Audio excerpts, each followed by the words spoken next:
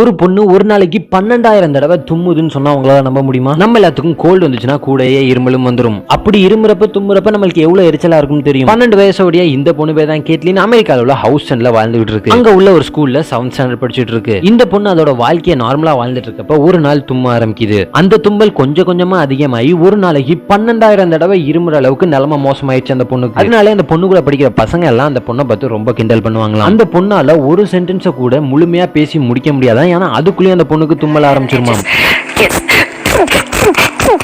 அந்த பொண்ணு தும்மாம இருக்க ஒரே நேரம் மியூசிக் கேட்கிறப்ப அந்த பொண்ணுக்கு மியூசிக் கேட்கிறப்ப தும்மல் வராதாம். அதுவும் குறிப்பா பீட்டில்ஸ் அப்படின்ற ஒரு பேண்டோட மியூசிக்கை கேட்கிறப்ப சுத்தமாய் தும்மலே வராதாம். டாக்டர்ஸ் இது ஒரு மெடிக்கல் மிஸ்ட்ரி, இது எப்படி நடக்குது தெரியலன்னு சொல்றாங்க. இது ஒரு அலர்ஜி அப்படின்னு தான் சொல்லி முடிக்கிறாங்க. இந்த நிலைமையோட தான் அந்த பொண்ணு தினம் தினம் அதோட வாழ்க்கையை வாழ்ந்துட்டு இருக்கு. இந்த பொண்ணோட நிலைமையில நீங்க இருந்தா என்ன பண்ணுவீங்க அப்படின்ற கமெண்ட்ல சொல்லுங்க. இந்த பொண்ணோட தன்னம்பிக்கை பிடிச்சதா ஒரு லைக் போட்டுருங்க.